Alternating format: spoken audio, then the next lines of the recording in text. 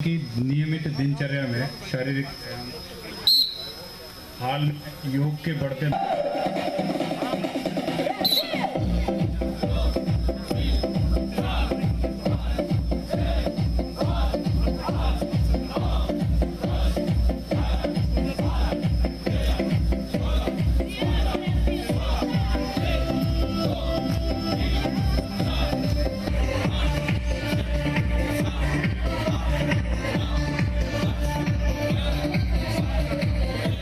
छत्तीसगढ़ में रायपुर में सीआरपीएफ का 82वां एनिवर्सरी दिवस मनाने के लिए उपस्थित हुए हैं। हमारा एनिवर्सरी दिवस 19 मार्च को है। उसके पूर्व प्रसंग में हमने पब्लिक को रायपुर की और छत्तीसगढ़ की पब्लिक को सीआरपीएफ के आसपास, सीआरपीएफ के नज़दीक लाने का ये प्रयास किया है।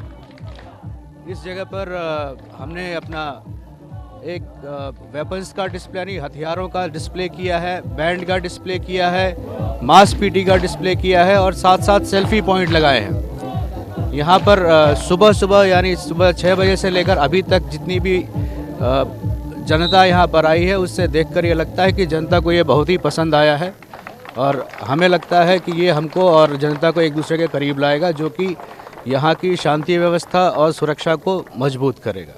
पब्लिक और फोर्स के बीच में कितना कारगर रहेगा? देखिए, हमने कल इसकी तैयारी भी कर रहे थे और आज भी किया हमने इसको प्रोग्राम को यहाँ बनाया है।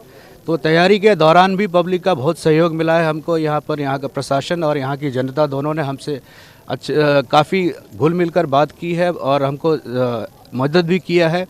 यहाँ कभी इस तरह का कुछ नहीं हुआ है कि पब्लिक को किसी तरह से हमने कोई कष्ट पहुँचाया या पब्लिक को किसी तरह का दुर्भाव लगा हो।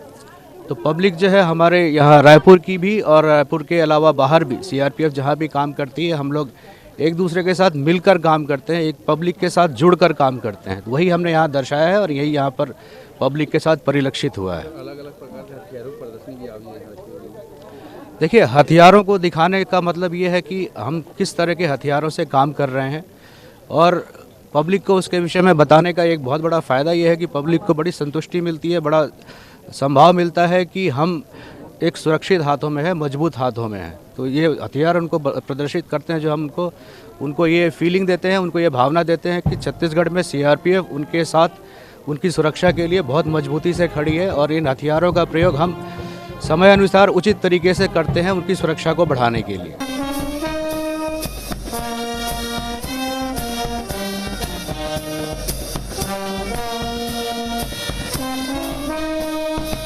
यह वेपन्स का एग्जीबिशन है और इसमें वे सारे वेपन्स लगाए गए हैं जो छत्तीसगढ़ के ऑपरेशनल एरिया में सीआरपीएफ के द्वारा इस्तेमाल किए जाते हैं। और इन वेपन्स में जो हमारे शत्रु है उसके हिसाब से, उसकी मारक क्षमता के हिसाब से, उसके हथियार की क्षमता के हिसाब से सरकार हमें इक्विप करती है। लेकिन हमारी कोशिश हर जगह रहती है कि हम मिनिमम फोर्स का इस्तेमाल करें। पहली गोली हम नहीं चलाएं, इसकी हमें ट्रेनिंग दी जाती है और इसका हम पूरी तरह से जो है सम्मान करते हैं। और जितने भी हथियार आपने देखे हैं, सबसे गर्व की बात यह है कि एक समय में ये सारे हथियार बाहर से आते थे, लेकिन आज हमारा देश, आज हमारी इकोनॉमी इतनी सक्षम हो गई, इतना मजबूत हो गया है कि इन सारे हथियारों को हम अपने देश में बनाते हैं। और मैक्सिमम हथियार जो आपके सामने डिस्प्ले हो रखे हैं, ये सारे जो हैं हमारे देश के अंदर हमारे ऑर्डिनेंस में बने हुए हथियार हैं, जिस पर कि पूरे देश को गर्व है, हम लोगों को गर्व है, सुरक्षा बल को गर्व है। Thank you. जैसे एरिया में कितने कारगर है ये हथियार? ये काफ़ी कारगर इफेक्टिव हथियार है। सर, आपको पूरा परिचय?